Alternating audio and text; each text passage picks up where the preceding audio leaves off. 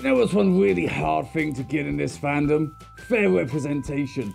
I mean, when you look at how varied the entire fandom is and how varied everybody within it is and their own interests as well, it's pretty damn difficult to really nail down something which acts as a true example of the way everything is and how everything works. It's something we've kind of gone without for quite a while, having that sort of staple right in the centre that is the pure definition of this is a furry, but I mean, at the end of the day, I suppose, A, it's not always really necessary, and B, it's pretty impossible. I mean, you got so many people involved in this thing, so many different aspects of it to enjoy. Some who just like to fursuit, some who just like to create content, some who are just here for the dick, and there's nothing wrong with any of that. It's just, how can you merge them all together into one thing, point them towards the mainstream media and say, yep, this is the person you should be talking to about all of us? And I think that's why we have so much of a ball ache when it comes to actually getting represented fairly and, you know, having a good example of what we truly are. It's because there are just so many of us, and it doesn't matter how good you might be at giving an overview of the fandom, there's always going to be something you've missed out. And it's easy to think that we have some sort of leadership in terms of who has the most followers, because you could say that that is dictated who is the most popular amongst everybody, but that's not a fair barometer. I mean, hell, you can get decent followers making porn. Doesn't mean that you're going to be able to talk about all the child-friendly aspects of this thing. And plus, gaining a lot of followers is not a good example as to who is actually a good person, as, you know, recent events last year might have taught us. And of course it begs the question of, do we even really need fair representation? Is this something we need to justify to other people? If we have to go to such lengths just to explain what it is, then is it really worth explaining it? And is everybody else even going to really understand it? What do you guys think? I mean, is there some sort of fair representation? Is there somebody who sticks out in your mind as you think being the perfect example of who is a good furry, someone we should show off, or is there even any point? Do you think that maybe we should just keep to ourselves, and if people want to understand it, they have to accept that there isn't an easy media-friendly soundbite? Leave those comments down there and I will pretend to read them. I mean, you probably won't notice, but I might read them. Who knows? Let's roll the dice.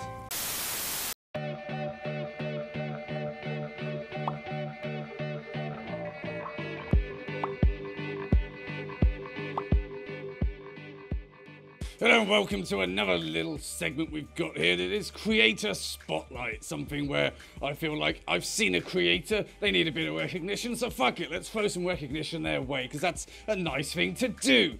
I use the word creator because it's not always going to be just artists, it could be animators, YouTubers, or even fucking people who are good at the Twitter, so yeah, hopefully you enjoy this. It's generally going to be people I know because, well, if I haven't commissioned you, haven't got art of you, I don't know you, how the fuck can I throw recognition your way? Doesn't really make sense. So let's roll on the first one, which we have Sparrow, a longtime friend and artist of mine who is just fucking skilled as hell and, you know, like most artists, refuses to admit that. They've done a hell of a lot of work for me in the past, including stickers, assets to be used and things like patron videos and shit.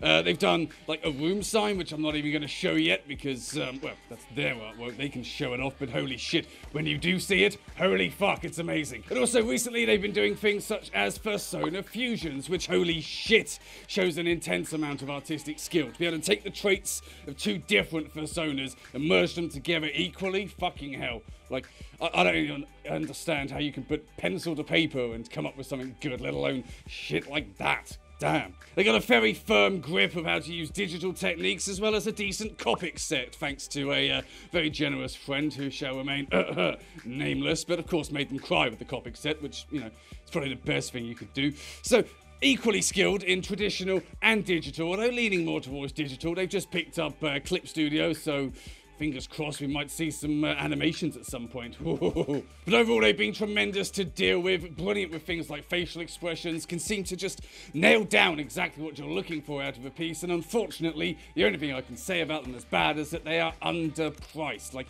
seriously, they could charge a hell of a lot more for the artwork than they do, so yeah, take advantage, screw it, because it's only going to be a matter of time before they realise that and jack the prices up to what they should be. So, as soon as they're open for commissions, keep an eye on Twitter, links here, links down there, and just follow the shit out of them, because holy fuck, you want a piece of art from this person, okay? You want this. You don't know it yet. You've seen these artworks and you thought, that would look fucking amazing. That star, it's all perfect. I should get that. Yes, yes, you should get that.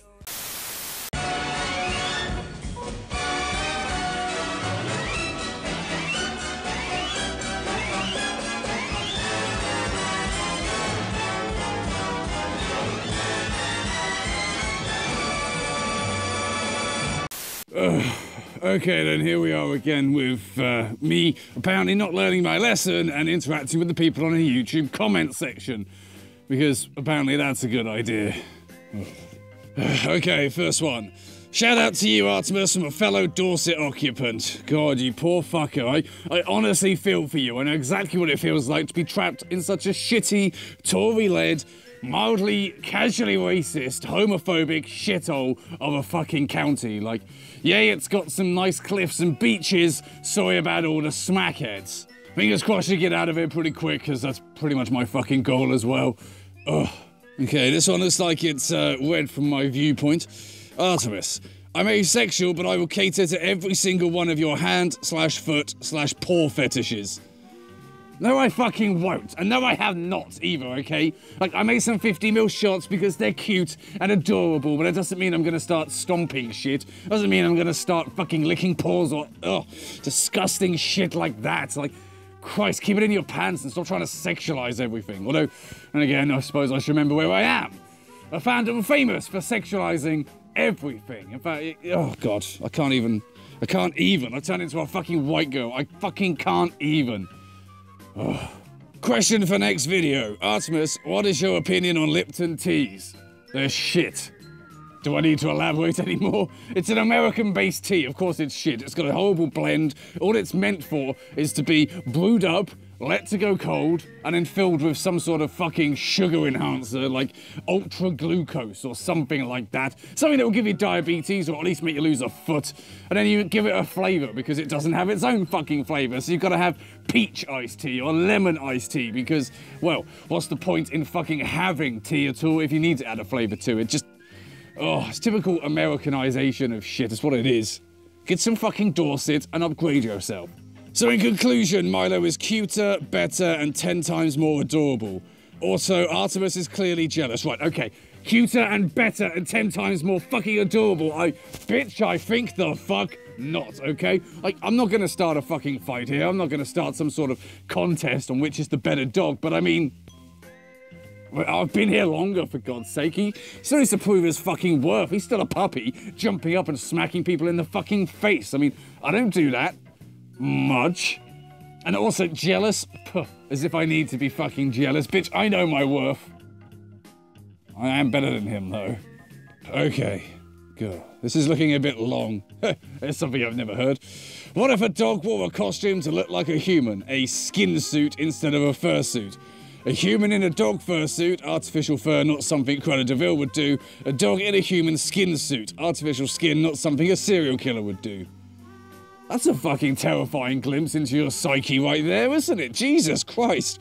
Like, first of all, I'm not sure you understand how anatomy works, because that wouldn't fucking work. You can't twist a dog's body to look like a fucking human, and, I mean, if you want to see a human that's been twisted into a canine form, no, that's your own weird, creepy fetish right there. A human in a dog fursuit. Right, okay, well, that's basically what we see every fucking day, isn't it? But a dog in a human skin suit? No, yeah, that sounds like some pretty Texas Chainsaw Massacre kind of shit right there. That's some Buffalo Bill kind of shit, okay? Oh, God, there we go. That was just 5. It felt like so much fucking more. Hopefully you guys give me something entertaining for the next one of these and don't start a fucking flame war just because you got called on your bullshit. That's right, talking at you, you stupid fucking sociopath. Right, let's wrap this shit show up.